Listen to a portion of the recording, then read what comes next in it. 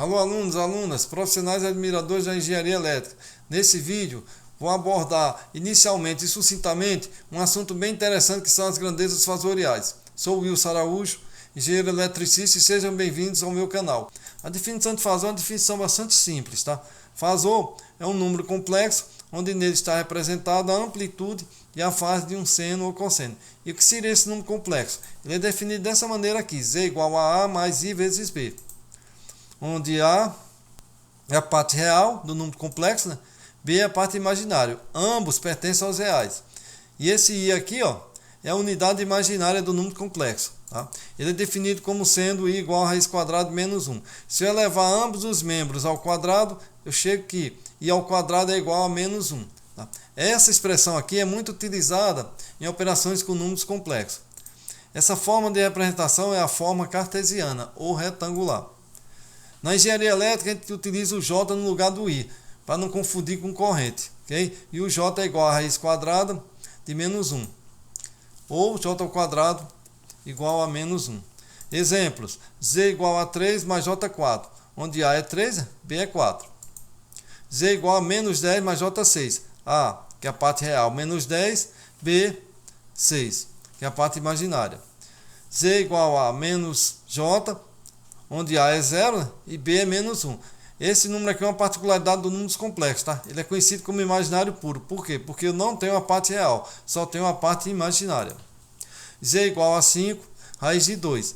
A é igual a 5 raiz de 2, né, que é a parte real, não temos a parte imaginária, B é igual a 0. Esse número também é outra particularidade do números complexos, conhecido como real puro. Outra notação é a forma polar. Tá? A forma polar do número complexo é definida dessa maneira aqui: Z igual a módulo de Z ângulo θ.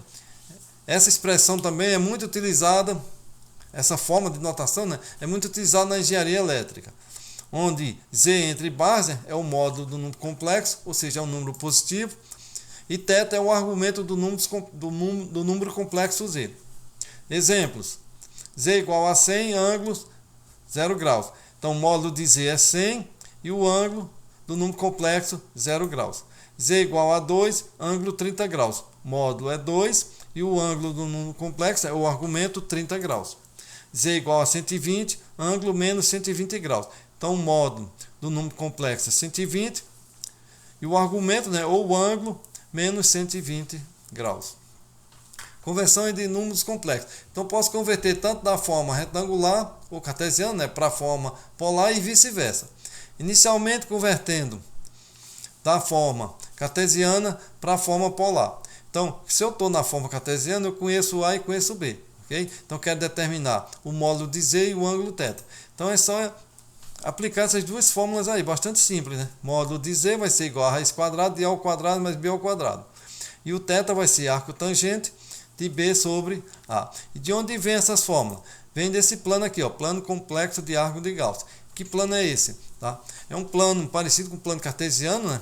Onde no eixo horizontal eu tenho o eixo real, no eixo imaginário, né? Ortogonal aqui eu tenho o eixo imaginário, okay? Aqui eu tenho a origem, okay?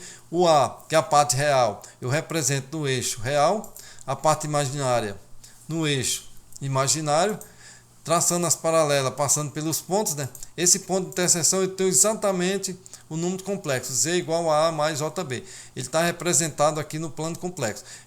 Nesse caso aqui ele está representado no primeiro quadrante, mas ele pode estar em qualquer um dos quadrantes, tá? Primeiro, segundo, terceiro, quarto. Vai depender do valor do A e do B. Se eu interligar a origem com esse ponto, eu tenho esse segmento de reta aqui, ok? A distância entre 0 e esse Z aqui é conhecido como módulo do número complexo. Tá? Então, o módulo do número complexo vai ser a distância entre a origem e esse ponto aqui. Observe que esse segmento de reta aqui, né, ele faz um ângulo em relação ao eixo real. Esse ângulo é conhecido como θ. E tem como determinar tanto o Z, né, o módulo de Z, como o θ. Por quê? Porque nós temos aqui, ó, um triângulo retângulo. Então, é só aplicar inicialmente para encontrar essa distância aqui, que nada mais é do que a hipotenusa, né? É só aplicar Pitágoras. Então eu tenho que módulo de Z ao quadrado vai ser A ao quadrado mais B ao quadrado. Só que eu não quero Z ao quadrado, eu quero Z, né? Então tira a raiz quadrada de A ao quadrado mais B ao quadrado, que é exatamente essa primeira equação. E para eu determinar θ, né, é só aplicar a trigonometria, né? Aplica a tangente de θ, né? Que é a tangente de θ? Cateto oposto sobre cateto adjacente. Então tangente de θ vai ser B sobre A. Só que eu quero θ, eu não quero tangente de θ. Então para encontrar θ é só aplicar o arco tangente. Então essa segunda expressão aqui. θ é igual a arco tangente de B sobre A. Exemplo, Z igual a 3 mais J4. Então o módulo de Z vai ser raiz quadrada, né? De A ao quadrado mais B ao quadrado, substituindo raiz quadrada de 3 ao quadrado mais 4 ao quadrado, que é igual a 9 mais 16, né? Então vai ficar a raiz quadrada de 25. Raiz de 25 é 5. Então o módulo de Z vai ser igual a 5. E o θ vai ser arco tangente de B sobre A. Ou arco tangente, que é igual a arco tangente, né? De 4 sobre 3, que é aproximadamente igual a 53,1. Lembrando que o calculador tem que estar no modo graus. Sabe? Então Z na forma retangular, né? Ou cartesiana, 3 mais J4. Convertendo para a forma polar, eu tenho Z igual a 5, ângulo 53,1 graus. Então, muito simples de converter. Representando esse número no plano complexo, eu tenho eixo real, eixo imaginário. Né? Aqui eu tenho a origem. Então, o ponto 3 aqui, ó, ele vai estar no eixo real. O ponto 4 no eixo imaginário, né? Traçando as paralelas, passando pelos pontos, né? Esse ponto de interseção é exatamente Z igual a 3 mais J4. Okay? Interligando a origem com o Z, né? Com esse ponto aqui, eu tenho exatamente o módulo, tá? Desse segmento de reta aqui, que é exatamente igual a 5, que acabamos de calcular agora aqui. Tá? E esse ângulo que esse segmento de reta aqui faz com o eixo real, né, é exatamente θ igual a 53,1 graus. A convenção é sempre no sentido anti-horário, né, o ângulo é positivo. Agora convertendo da forma polar para a forma retangular. Então é só utilizar essas duas fórmulas aí. A igual ao módulo de Z vezes cosseno de θ, né, já que eu conheço o módulo de Z e conheço o θ. Então, para determinar A vai ser módulo de Z vezes cosseno de θ. E o B, módulo de Z vezes seno de θ. E de onde vem essas equações? Também aqui do plano de árvore de Gauss. Okay? Se eu quero encontrar, se eu aplicar o cosseno de θ, por definição, né, da trigonometria, cosseno de θ vai ser cateto adjacente pela hipotenusa. Então, cosseno de θ vai ser A sobre Z. Isolando o A, né, eu vou ter módulo de Z vezes cosseno de θ, que é exatamente essa primeira equação.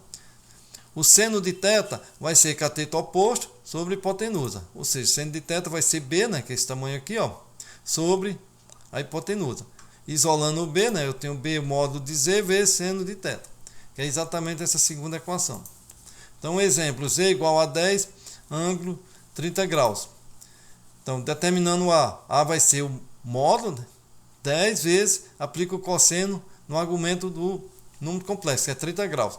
Então, 10 vezes cosseno de 30 graus é 0,866, né? Que eu multiplicando por 10, 8,66. B igual a 10 vezes seno de 30 graus. Vai ser igual ao módulo, né? Que é 10 vezes seno de 30 graus, 0,5. 10 vezes 0,5, 5. Então, o número Z igual a 10, ângulo 30 graus na forma polar, convertendo para a forma retangular, eu tenho Z igual a 8,66 mais J5. Representando ele no plano complexo, eu tenho no eixo real, eixo imaginário, né? No eixo real, aqui eu tenho a origem.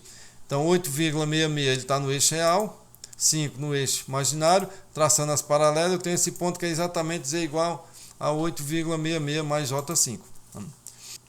Esse segmento de reta aqui entre 0 e o eixo e o ponto Z, né, tem o módulo 10, né, que é exatamente esse módulo aqui, e o ângulo que ele faz em relação ao eixo real, exatamente 30 graus. Então, bastante simples converter da forma retangular para a forma polar e da forma polar para a forma retangular. É só aplicar essas fórmulas aí.